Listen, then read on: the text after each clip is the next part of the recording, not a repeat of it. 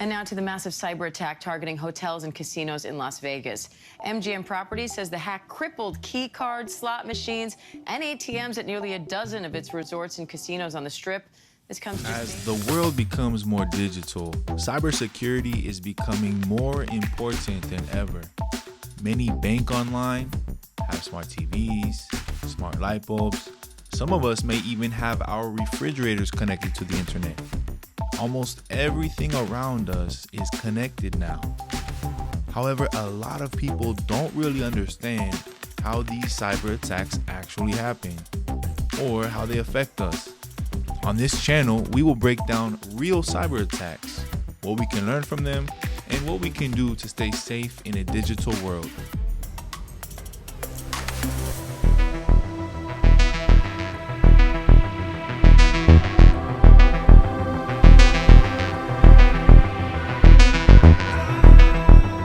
Yeah, Jacqueline, that cyber attack that hit MGM this past September wiped out an estimated $100 million.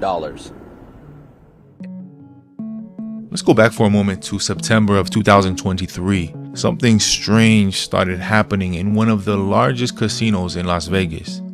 The slot machine stopped working. Hotel guests could not access their rooms. The payment systems began to go down. Imagine, one of the largest casino companies in the world had been hacked. But here's what makes it interesting. The attackers didn't just hack their way in using sophisticated tools and code. It all apparently started with something much simpler, a phone call to the IT help desk.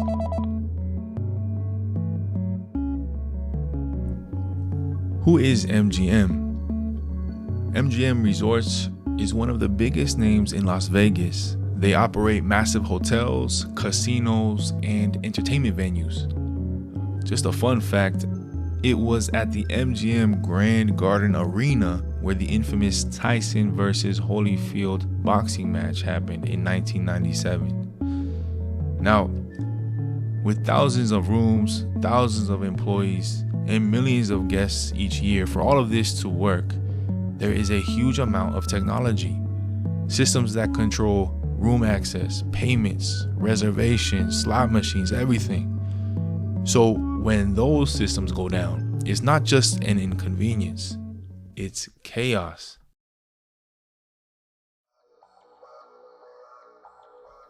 So how did this attack actually happen?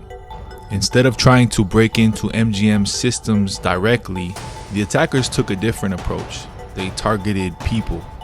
Using information that is publicly available, like employee profiles on LinkedIn, they were able to identify employees and gather details about them. Then they called the IT help desk. They pretended to be an employee. They convinced the help desk to help reset their credentials or their login information and give them access. Now, this type of attack is called social engineering. It's not about hacking into computers, rather, it's about manipulating people.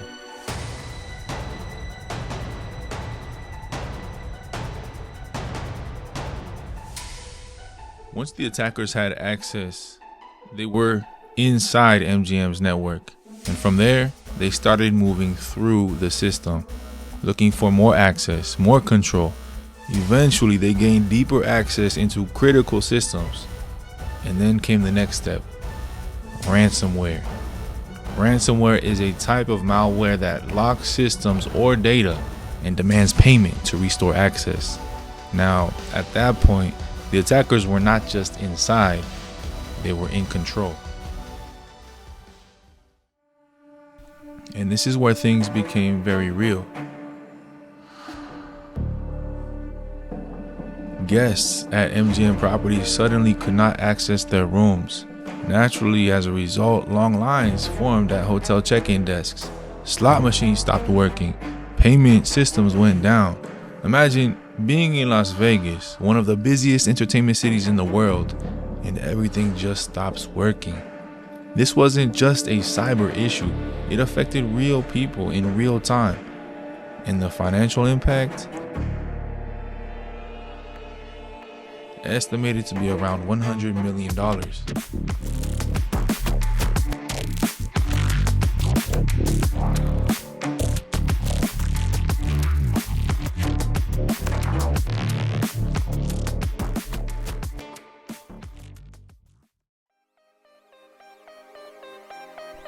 So why did this attack succeed?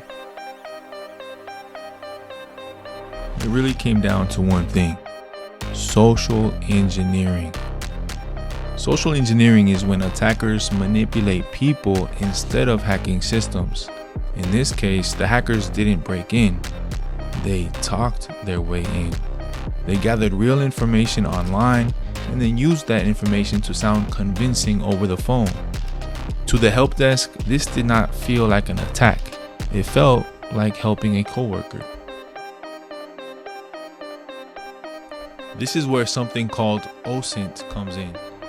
OSINT stands for Open Source Intelligence. It simply means gathering information that's already publicly available to anyone. For example, it could be something as simple as a job title or role on LinkedIn. It could be a public post on social media, a public profile, information that anyone can see. It's not about logging into a private account or hacking into a system. It's about using what people have already shared publicly. And in the wrong hands, even that public information can become powerful.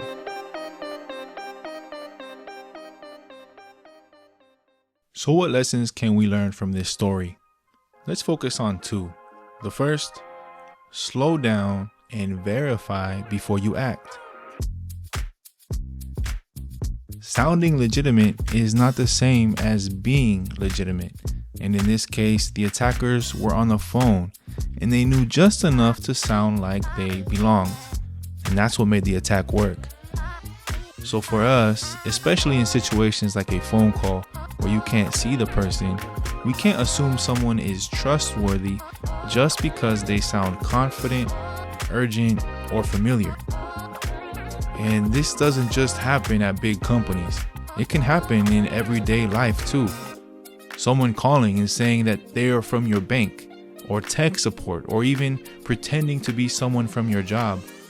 Sometimes the safest thing you can do is slow the situation down, verifying before acting. This could mean calling the company back using an official number, or reaching out through a different method that you trust, not the number that they use to contact you. In cybersecurity, this is sometimes referred to as out-of-band verification, simply meaning verifying through a different method you trust.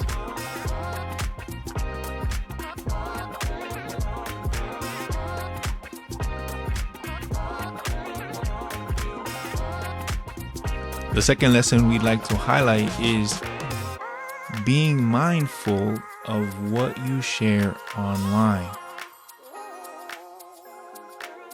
Things like where you work, your role, where you are, what you're doing. It may seem harmless, but in the wrong hands, that information can be used to manipulate you or others.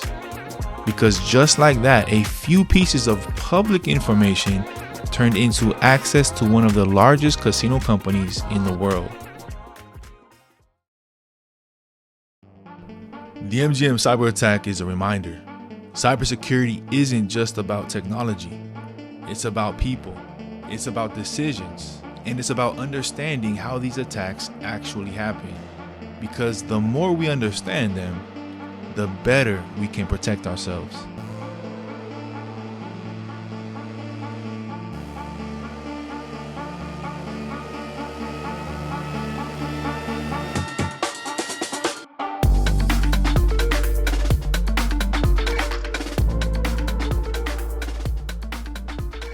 Now, before we sign off on this video, here is something to think about. In this case that we just covered, the attackers sounded convincing enough to be trusted. So how easy do you think it is for an attacker to sound legitimate over the phone? I'm curious. Let me know what you think in the comments.